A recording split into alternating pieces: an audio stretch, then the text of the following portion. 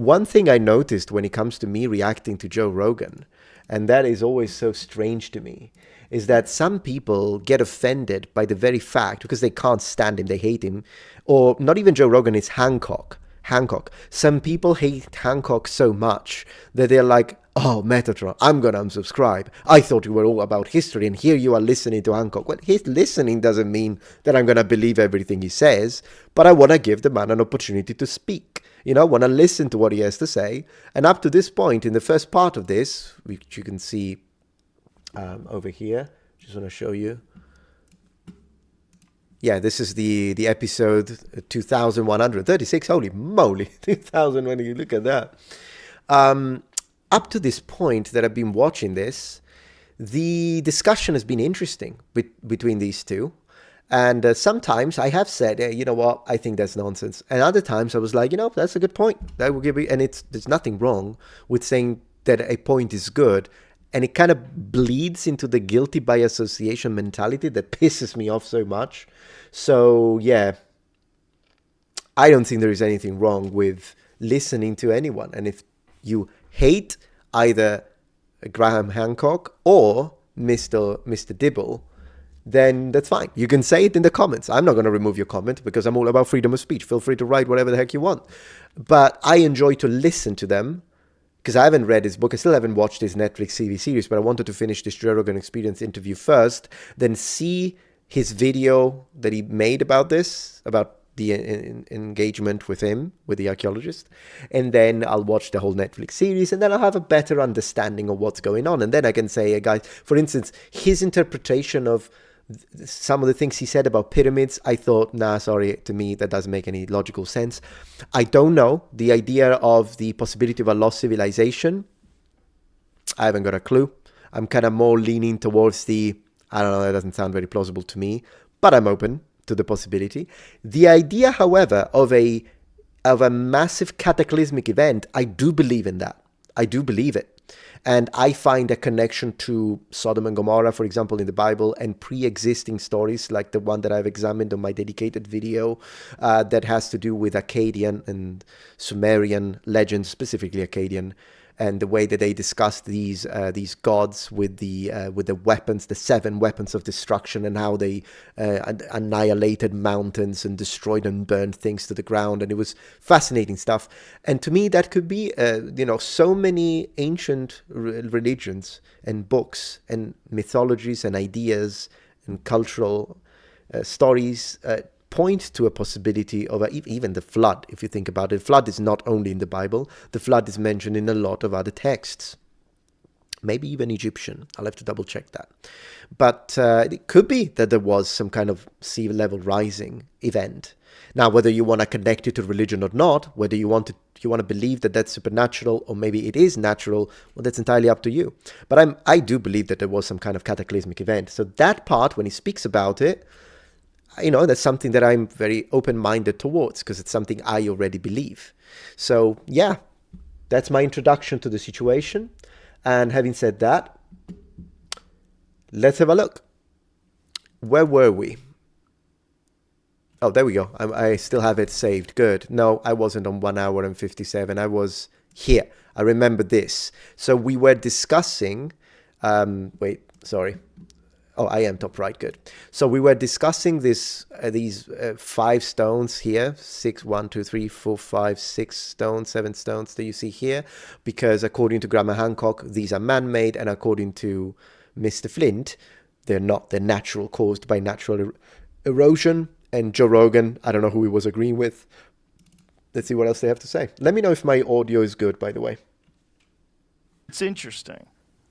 My point is not nearly enough work has been done by archaeology. And how long ago was this above ground? About 13,000 years ago, somewhere of that order. That was the last time it could have been done above ground. Otherwise, nature, if Flint believes so, has done it. But I'm pretty confident we're looking at What is the most compelling evidence that you've seen? For instance, one thing I do appreciate about Hancock, once again, people who hate him will going to hate me as well, but I do want to say I appreciate that he puts on the gear and goes underwater and checks it out. Now, once again, some of the stuff that he said, oh, this absolutely is proof from like me, that's not proof. It's kind of weak. But I do appreciate that he goes under. Do you go underwater? I've never been underwater to see ruins. So there's that. An underwater site that of man-made construction or moving of stones. I repeat, this is Kerema. I'm only showing a fraction of the slides that we have from Yonaguni. Yonaguni isn't simply that terrace. It's a whole series of monuments which continue over a distance of a couple of miles underwater.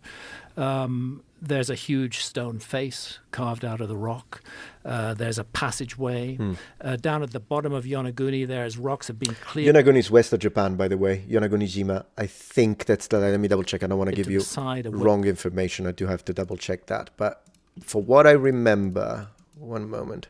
Yonaguni-jima. Yeah, it's in Japan. West of Japan.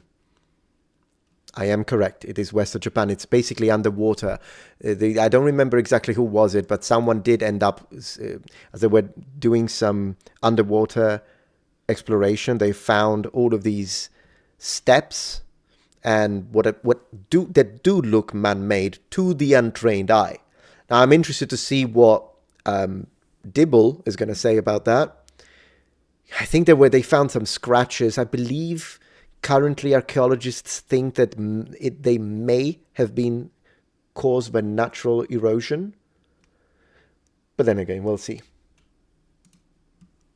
Away from the passageway. Let me double check that I am top right. No, I'm not. You see? Good. I've learned my lesson. It's the combination of all of these different things across an area of 2 miles off the island of Yonaguni that make that one of my high priority sites for man-made workmanship. And the Indian sites are also extremely intriguing, and unfortunately none of that work has been followed up, which is a pity. And when we come to what you call rescue archaeology, Flint, if we come back to Northern Europe, for example, I mean, the last place on Earth that I would look for the remains of a lost civilization is Northern Europe. Why? Because of the cold?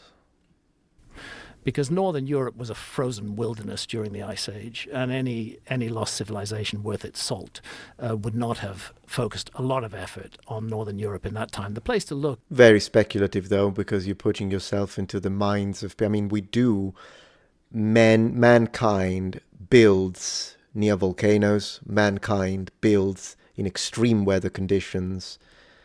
A little speculative. It's down near the tropics. It's down near the equator. It's in places that weren't horrifically cold and unbearable during the Ice Age. And when you talk about rescue archaeology, this is one of the problems I have, is that there is no targeted search for the possibility of a lost civilization, because archaeology is already convinced that no such thing could have existed. So what we get is accidental discovery. Somebody's building a road or building a dam. They call in the archaeologists to see. Yeah, a lot of archaeology happens accidentally. Focused effort, I don't think that's how it worked, says YJ. And is he searching for Atlantis, says Stax File.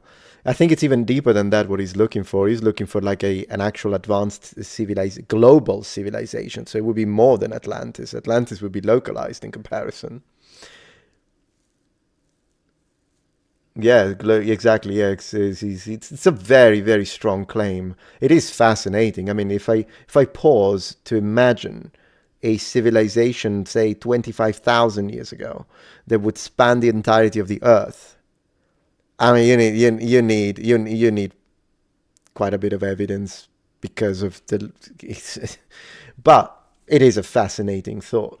If there's any archaeology that's going to be disrupted, and some archaeology is found sometimes. That's how the Cerruti Mastodon site near San Diego was discovered, because roadworks were being done there. But this is not a targeted search for a lost civilization. This is accidental discovery. I would maintain that in the Amazon rainforest, in the Sahara Desert, in the 27 million square kilometers of continental shelves, massively underserved by archaeology, and in other areas of the world, archaeology's focus is on very limited parts of those, not on massive parts of them. I wonder if he could fund it, because I know he has done a lot of localized search himself. But he made a pretty penny with his books, didn't he? So I wonder, couldn't he fund it? Couldn't he, like, I don't know if I haven't got a clue what the costs or something like that would be, but if he is so, because he mentioned specific sites, he now gave us a list, like, oh, I would focus on the Sahara Desert, I would go to this island in Japan, I would do that. Okay, then does he have the money to basically equip a whole team, pay them, big team though, and go and excavate? Because at this point, let's see. And then I'm sure you know this, Flint, that when we come to most archaeological sites, the amount of the site that is excavated is rarely more than 5%, and often less than that. Depending on the site, yeah. And that's for good motives, to preserve the site for future generations of archaeologists to investigate. But again, it doesn't, I think, allow archaeologists to lay such claim to the past that they can absolutely rule out any possibility of a lost civilization. Okay, Flint? Yeah, I mean, so if you want to, Jamie, do you want to look up the site Pavlo Petri? Pavlo Yeah. Petri. This is a site. Finally, a site that I'm familiar with, because last time people bit my head off when I said, guys, I didn't really study the Göbekli Tepe or Göbekli Tepe, depending on how you want to. Yeah, I didn't really study that. And people are like, how dare you talk about this if you haven't even studied? I'm like, chill. My gosh, I'm here to learn. I'm watching. This one I did hear. This one I did read about. Okay.